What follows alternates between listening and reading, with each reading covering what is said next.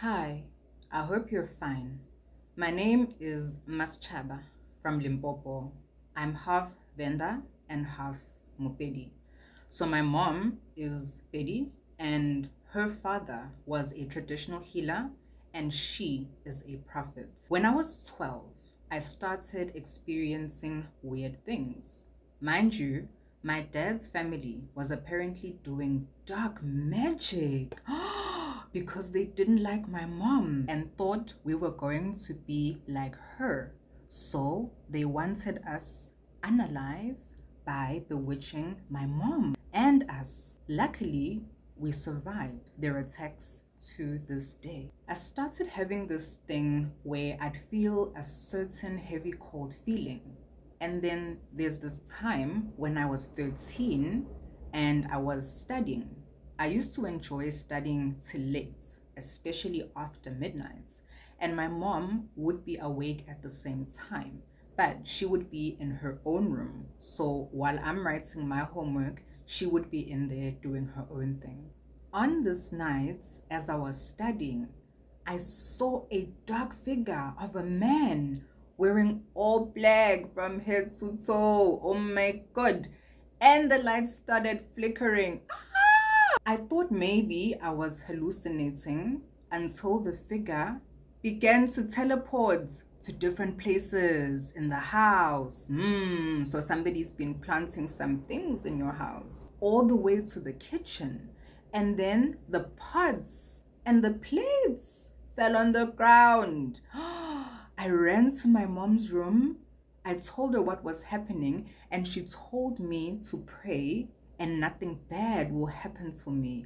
Sometimes prayer doesn't work. I was chatting to someone earlier and I told them the type of problem that they have, prayer will not work there. I then went straight to bed, and a few years later, when everyone was sleeping except for me, I heard my dogs barking outside uncomfortably. When I peeped through the curtain, I saw a very pale human being wearing all white with long black hair roaming around our front gates. Oh my goodness. Since then, I've started feeling as if someone is following me wherever I go. Then there came a time, which was last year, when I started witnessing the same dreams over and over. They felt so real, as if I was already living in the future. There were 3 old ladies who kept appearing in my dreams, and I didn't know what it was. Then I had a dream that these same old women were with me at a waterfall, pouring water over me. And we were now under the water, but our bodies weren't wet. Since then, I've started getting ringing in my ears. I didn't like going to malls or crowded places because I'd collapse every time a lot of people would pass by me, and I could feel that they had heavy energy in them. The weird part is that every time I would collapse, there was always different people that would help me. But all of these people always had beads on, and it looked like they were sangomas. They would always come out of nowhere, and then I'd collapse every day at church when they started playing the traditional drums while we danced to the music. The people at church would prophesy over me and say I have a gift and I should listen to it. But I just don't know why it had to be me, because sometimes I don't feel like myself. I feel like I'm somebody else and I'm just lost. Ke lebogile for greeting and being respectful, my love. So let's take it portion by portion. You know that your mom's dad was a traditional healer. So what tends to happen is traditional healing, ukwelapha especially, specifically the medicine or therapy, counseling parts, ukuthetha, will skip a generation. In your mom's instance, she did get some of that gift. However, it would be diluted in her, and I'm very confident she's definitely a Jesus lover. she's definitely someone who regularly goes to church. They tend to do that as a way of sort of minimizing the gift, right? They kind of make it palatable. That's why you tend to see such a high number of spiritually gifted people hiding behind certain Christian appearing institutions, when in actual fact, we all know, subscribers, in the latest story time I just did, that behind closed doors, it's witchcraft from sunrise to sunset, sanalwam. Around the age of 12 is when the weird things start happening.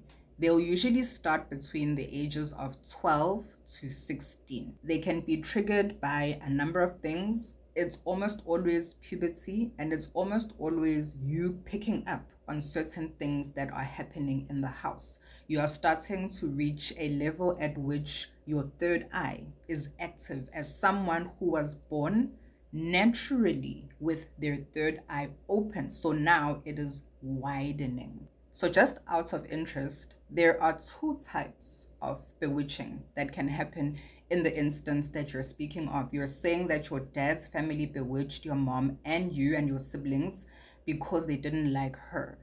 The bewitching would usually be a form of mental and emotional manipulation. In African traditional beliefs, we consider anything that harms another human being, whether mentally, emotionally, physically, or in their shadow, to be a crime and an act of witchcraft because it is unnatural. And the other part of it is because Dad was a traditional healer, he has access to certain deities, no doubt, certain entities that can help to achieve some of the things that they do. In other words, they have a ritual pact with somebody. Batwele, I will explain further. It's after midnight. Ngoku, you're studying.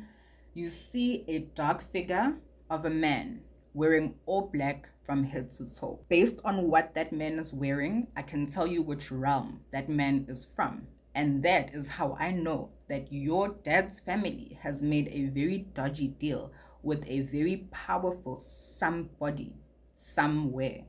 And that is where a lot of your problems are coming from. As a result of them making that deal, remember, you are getting the gift by default. And that means you now have to continue with the tasks or take them up by default. The lights are flickering. You initially think you are hallucinating. You could have been. I like that you were logical in your assumption. I tend to do the same. If I hear things running across my roof, I will generally assume it's birds nesting. It could be bush animals. It could be anything. However, when I go into someone else's room and I get into bed with them and I say, hey, homie, are you hearing the same things I'm hearing? And they say yes, and that sound also follows me to that specific room and stays there. And when I go back to my room, it also follows me. Then I know that it's something more. You also may consider going to test for schizophrenia. I know in your instance, just like in mine, when they scan and test you, you will not test as someone who has schizophrenia. I hope that you would go to a doctor who is versed in traditional African beliefs so that you are able to differentiate between hallucinations of a nature that may be related to certain schizoid disorders as opposed to hallucinations resulting from having a spiritual gift or, in this instance, an ancestral calling. Pots and plates are falling on the ground. That is an indication, as I mentioned, that this deity or this entity or this being is very powerful, because even though they are coming from the astral plane or the spiritual realm, they have the ability to influence physical action. When entities are doing things that scare you or intimidate you, they are telling you that they are malevolent, aka dangerous. You then went to your mom's room, you told her what was happening, and she told you that you should pray and nothing bad will happen to you. I'm curious to know whether she heard the same sounds, so the pots and the plates falling in the kitchen, because if she did, it means she knows what's going on. And she's essentially saying to you, just pray it away. Let me speak about that one. Prayer works temporarily in situations like this. Prayer works as a spell. What you need to do is to dissuade this entity from entering the home. And it's especially dangerous if they're already in the house, because as we're going to see when we come to the lady at the gate, they are meant to begin at the gate before they come inside, which means what? Somebody has made it easy for this particular entity to come into the house. A few years later, you hear your dogs barking in an uncomfortable way outside. You look through your curtain, you see a pale human being wearing all white with long black hair roaming around your gate. In as much as the dogs are barking, the dogs are meant to bark because they are seeing something that they know is not supposed to be there. This doesn't necessarily mean that the being or the entity or the thing is dangerous. The fact that the thing is just lurking at the gate means it is unable to come into the yard. However, based on your description, I am pressed to say that figure was actually your messenger angel, Isithwalo, in your instance, because you have Venda and by proxy most likely some form of Tonga or Tsonga blood in you. You will then experience similar dreams to people who we say have the spirits of Amanda Wu. If that's the case, if this is your guide or your messenger who is most likely trying to warn you of danger because you say you feel as though someone is following you wherever you go, and then the dream starts, that is a very typical Isithwalo behavior. Unlike the dark-figured man, that Tsunya is not trying to scare you, right? They're also wearing different types of clothes. The fact that they can't get in at the gate means that someone is preventing them from coming in the gate. The only way someone can prevent Isithwalo from entering a home is by them knowing and understanding the nature of your gift, and then taking the necessary steps to ensure that you are not able to receive contact or communication from your ancestors, your guides, your messenger spirits, Isithwalo. Also, side note to my subscribers, doesn't this sound very similar to what we spoke about in the live yesterday? A visitation? A pale human being in white clothes with long black hair. Not only that, after seeing that figure, she goes on to say she now feels as though she's already living in her future. So it might not necessarily be that they cannot get in. It may also be that that is where they have been sent to stand. That means that they are there for more than one person. The three ladies that appeared in your dreams, and they had you at a waterfall pouring water over you. So these women are showing you a ritual, an initiation ritual that is part of both of your cultures. I would venture to say of those three elderly women, some are Bapedi and some are Lavenda. They're not all from the same tribe. So try to pay attention to what they're wearing. This is going to give you a clue as to who they are. And the fact that they are taking you to a waterfall indicates what? That you need to begin by first uplifting your messenger spirit, Isithwalo. They are at the gate. They are not powerful enough yet to overcome whatever it is that's hindering them at the gate, most likely because when they were on earth, they were a Christian. Now they're having a difficult time on the other side. Your bodies not being wet, even though you are within water, we don't speak about publicly. Those are secrets that you learn when you do go for the various levels of initiation. Also, going back to remember the age that these things start happening to you. If you go and speak to the elders, either in your family or your village or your traditional community, they will tell you that there is a certain initiation or initiation rituals that take place when a girl enters puberty or is about to be a woman. So it may not necessarily be a spiritual initiation, but it is a rite of passage for your people. In this instance, Bapedi li Bavenda. Then you started getting ringing in your ears, a classic symptom of Isithwalo. Initially, your ringing is almost always caused by Isithwalo. You need to pay attention to the type of ringing that you're hearing. Is it a high-pitched ringing? Is it waves? Is it the wind? Is it low-pitched? Is it more like a murmur? Is it a hum? Is it more like TV static? What does it sound like? And before you even get to that, you need to begin by going to your GP to get tested for any ear infections, specifically tinnitus or tinnitus. You didn't like going to malls or crowded places because you'd collapse every time a lot of people passed by you and they had heavy energy in them. So my subscribers and students, you remember from last night, that means that in this instance, our viewer is a highly sensitive person.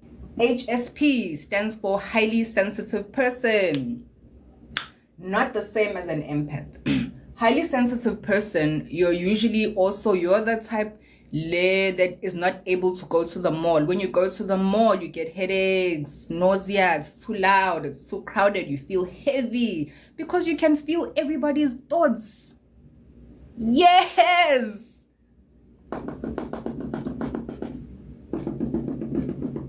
As well as an empath, meaning what? She has both psychic and medium abilities. Togoza. And if she has medium abilities, then going to church is not going to agree with her because of the nature of the rituals that take place in church, beginning with you giving your whole life, your spirit and your soul to an Abrahamic or Semitic deity. Anytime you did collapse, who did you see around you? Otina? Us. That's how it usually goes. Those people probably sensed that you were in the area and you needed their help. As I spoke to my students and subscribers last night, we know that mutants always find other mutants. Somebody probably felt you collapse before you did, and that's how they need to be there to help you. You have a very clear response to traditional drums, which gives you an indication that you need to go and perform some sort of trance-inducing ritual. Kumeliyo gita, amandau ayagita, just like Omguni, because we have Amatonga ancestors in common, Amatongo as we call them nowadays. Your church members definitely prophesied correctly. You have a very special and intense gift. However, yours is a little bit tricky because of the nature of your ancestry. You don't feel like yourself and you feel lost. That is very common and very normal for people with an ancestral calling. I'll be able to help you further in the DMs. Thank you for sharing. Togoza. Ndawe.